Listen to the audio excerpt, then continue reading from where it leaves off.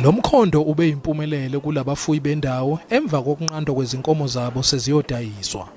I was notified by fellow farmers here that my cattle have been found stolen, loaded in trucks and trailers. The truck was on its way to Lichtenberg. The other two bakkies with trailers. The other one was already loaded. The other one had not yet loaded, but they were found along the road. They took about 43, 20 of my breeding stock, 17 of my 12 to 18, and 6 of my newly born. 43 in total.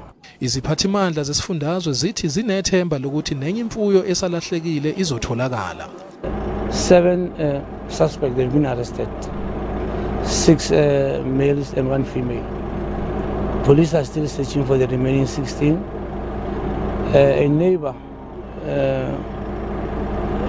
a second camera from a neighbor, assisted the owners of these cattle.